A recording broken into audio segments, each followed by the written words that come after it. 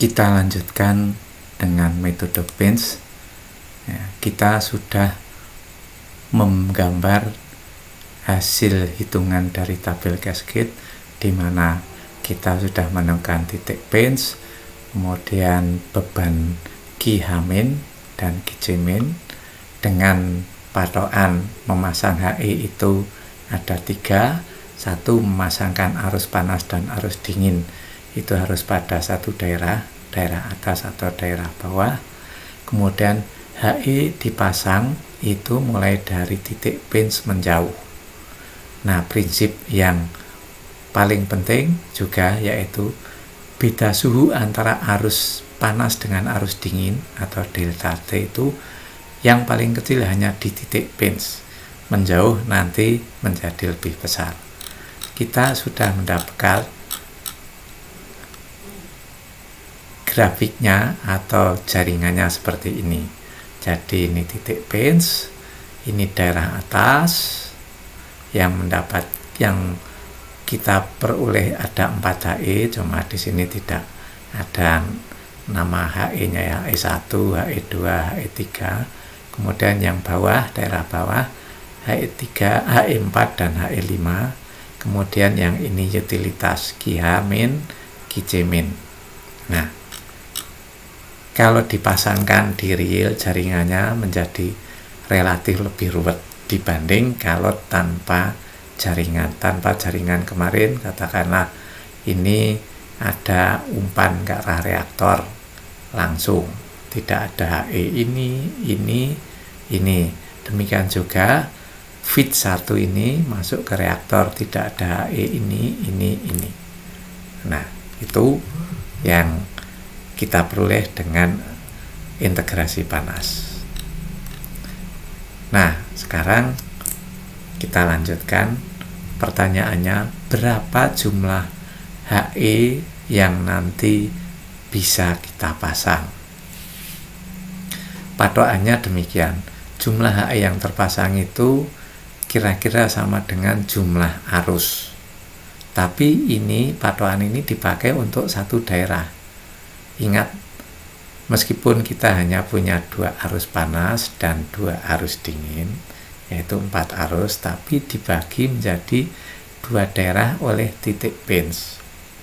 Ini daerah atas atau daerah panas, ini daerah dingin. Nah, sesuai patokan ini jumlah HE daerah panas berapa? Kita punya 4 arus. 2 arus panas, yaitu arus nomor 2, arus nomor 4, dan 2 arus dingin. Arus nomor 1, arus nomor 3. Jadi ada 4 HE. Mana? 1, 2, 3, 4 termasuk utilitas. Kemudian yang daerah bawah, ya daerah dingin, ada 3 arus. 2 arus panas, 1 arus dingin. Berarti ada 3 HE. 1, 2, 3. Maka kemarin waktu kita membahas ini dalam pemasangan arus 1 itu perlu dipecah tidak? Kemarin sudah kita bahas waktu memasang HE. Kita memilih tidak.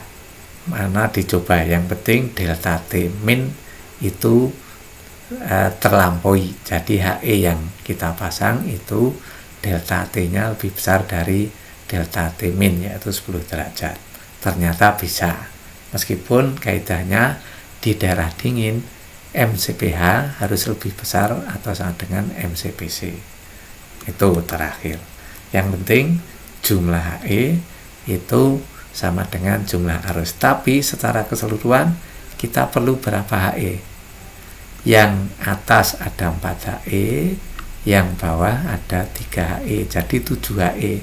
Dibanding konvensional setiap arus 1 HE, kita punya 4 arus, berarti 4 HE. Dengan integrasi panas perlu 7 HE. Nah, ada topik tersendiri bagaimana mengurangi. Nah, kita lanjutkan kasus-kasus khusus dalam hal integrasi panas. Ini contohnya demikian. Jadi pada posisi tertentu saya ganti grafik yang lebih jelas. Ini sama, pada posisi tertentu kita punya QH dan QC. Ini diagram komposit ya. Ini lihat, ini arus panas ya, ini arus dingin ya. Kita punya QH dan QC. QH-nya mana? Jarak antara ini ya. QC-nya jarak antara ini QC. Kalau yang di sini ini QH, yang ini QC. Kemudian kita dekatkan, yang QH-nya hilang karena ini kasus khusus itu di mana beban panas ini, arus panas berlebihan terhadap arus dingin. Pada kondisi tertentu seperti ini ada QH, ada QC pada posisi ini. Tapi coba kalau kemudian kita geser, yang bagian atas yang terjadi, nah di sini nggak ada QH, adanya apa? Cuma QC. Nah, makin dekat lagi, apa yang terjadi? Di sini QC karena ini arus panas ya, didengarkan. Di sini juga ya, di sini QC, di sini juga QC. Jadi dua ujungnya QC. Itu terjadi bila panas yang tersedia oleh arus panas jauh lebih besar dari yang diinginkan, yang diperlukan oleh arus dingin untuk memanaskan. Itu bisa terjadi. Nah, ini grafiknya. Kalau ini sebenarnya juga untuk total cost, tapi ini hanya menunjukkan ini Q-nya yang diperlukan, yang ini delta T min. Pada saat besar ada Q, di sini ada QC min dan QH min. Pada posisi ini persis QH min hilang, QC min tetapi setelah itu QC min tetap. Peristiwa yang sebaliknya juga bisa terjadi, yaitu bila arus dingin demand-nya jauh lebih besar dari arus panas, seperti ini ya. Kalau ini sudah langsung semua QH, bisa saja nanti terjadinya demikian.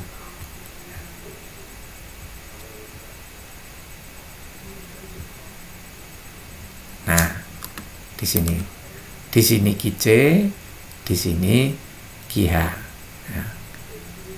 Di sini QC, di sini QH karena ini perlu pemanasan. Tapi makin jauh, ini makin jauh. Nah, di sini hanya terjadi QH. Di sini tidak ada QC. Jauh lagi semua QH. Di sini QH, di sini juga QH.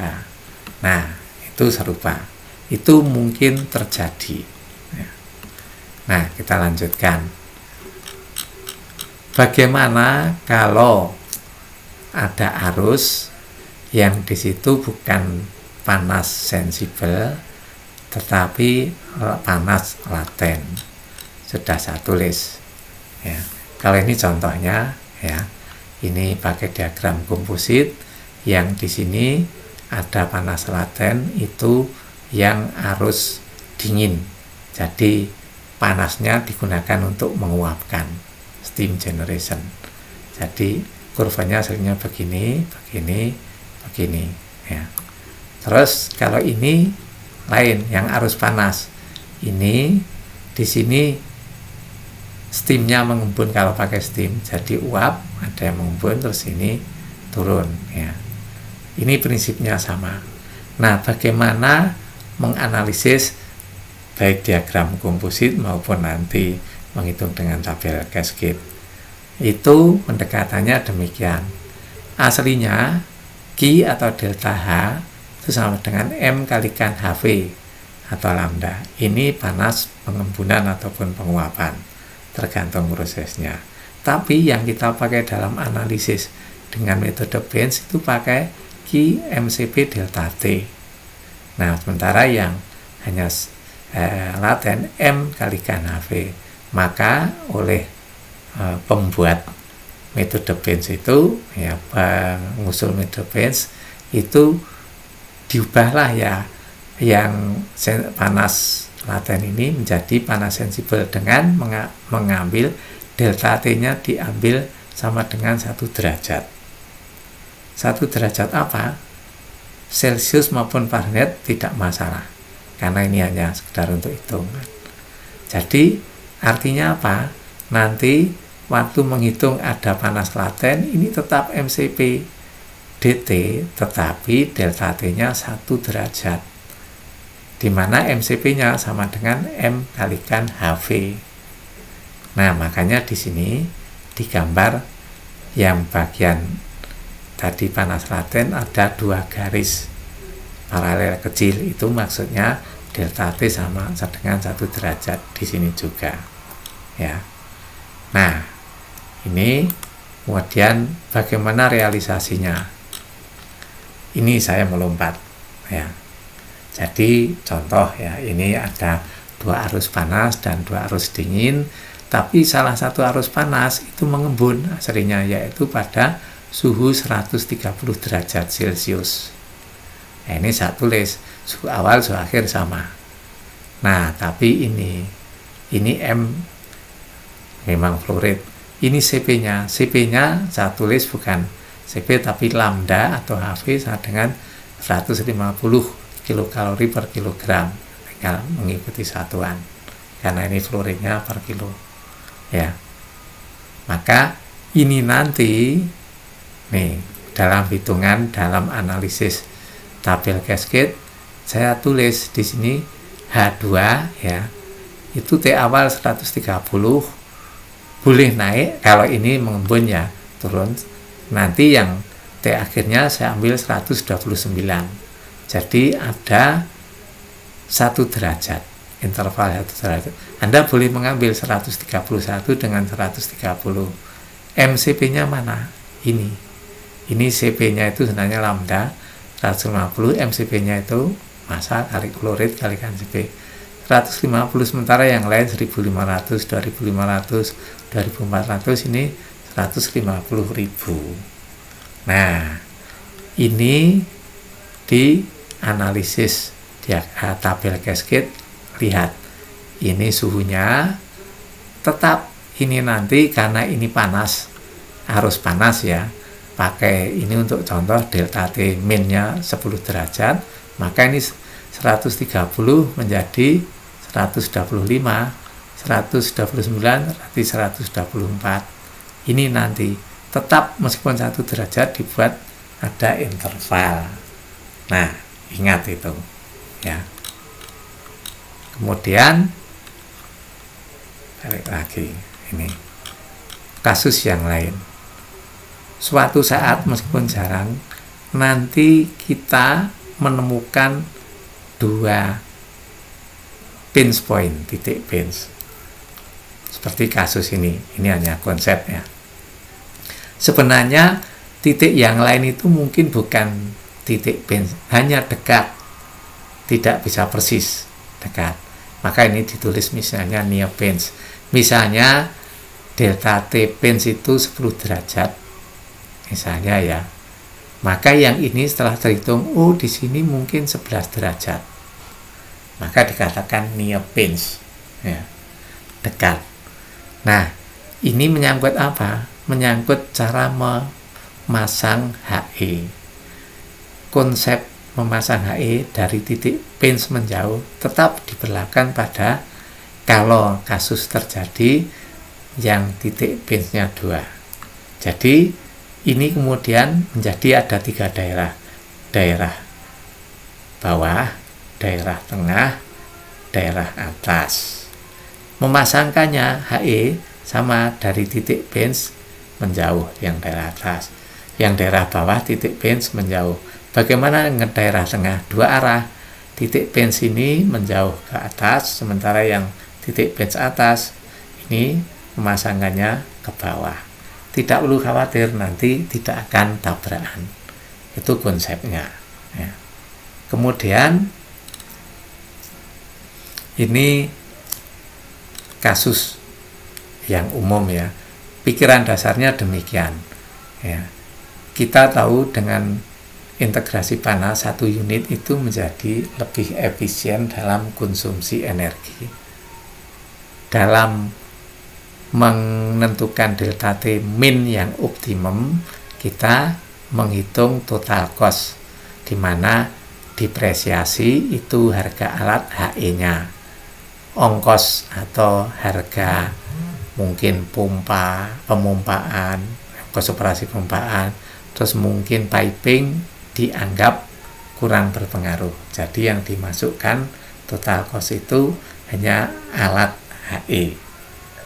Sekarang bayangkan, makin banyak arus, mestinya juga arus yang terlibat dalam jaringan juga makin efisien panasnya. Betul. Ini contoh, misalnya ini ada unit A, area A, dan unit B atau area B. Mau kita gabungkan seakan-akan nanti jadi satu integrasi panas tapi 2 unit. Nah, sisi lain, nanti kita bicarakan layout pabrik. Untuk karena alasan safety, antar unit itu memang harus ada jarak yang cukup. Untuk apa? Misalnya, karena dari sisi kembali ke layout. Prinsipnya, kalau pabriknya sangat besar, selalu dipecah-pecah menjadi beberapa unit. Sekali lagi untuk safety, karena apa? Bila terjadi kebakaran di 1 unit, nanti tidak akan merembet ke unit yang lain. Maka harus dipecah-pecah menjadi beberapa unit. Antar unit itu diberi jarak yang cukup. Tanda petik cukup apa? Misalnya yang paling sederhana, nanti kalau ada kebakaran, ada kendaraan damkar ya, unit pemadam kebakaran lewat, harus bebas, jangan pas. Maka jaraknya cukup berapa? Ya mungkin 6 meter, 10 meter, bahkan bisa lebih. Artinya apa? Kalau jarak antar 2 unit itu cukup jauh, piping cost kemudian sudah tidak bisa diabaikan lagi. Bayangkan ada arus panas di area A, harus memanaskan sesuai perhitungan, sesuai analisis jaringan panas ya. Ada arus panas di unit A digunakan untuk memanaskan arus dingin di unit E. Jadi ada pipa dari unit A ke B balik lagi. Nah, piping cost-nya jadi tidak bisa diabaikan. Itu yang penting. Meskipun dari sisi analisis integrasi panas itu mesti lebih efisien. Contohnya ini tidak perlu saya hitungkan. Jadi ini misalnya unit A itu punya KH 1400 kW. Ini KC-nya 0. Ya, kemudian unit B itu KH-nya 0 tapi KC-nya 1350 kW. Kalau kita gabung, hasilnya apa? Seperti ini. KH-nya berapa? KH AB 950. KC-nya 900. Maka patokannya ini KH-A plus KH-B, yaitu KH-nya unit A, KH-nya unit B, kalau dijumlah selalu lebih besar atau sama dengan KH yang sudah gabungan, KH AB. Demikian juga KC. Jadi memang lebih efisien, tapi ingat, kalau 2 unit digabung, piping cost harus masuk. Jadi makanya jarang sekali 2 unit digabungkan dalam satu integrasi panas, karena piping cost-nya harus dimasukkan. Nah, itu tambahan dari integrasi metode Benz ya, integrasi panas dengan metode Benz. Lanjutnya nanti akan kita teruskan konsep teoritis metode Benz untuk jaringan, misalnya di situ ada unit heat engine, heat pump, dan kolom distilasi.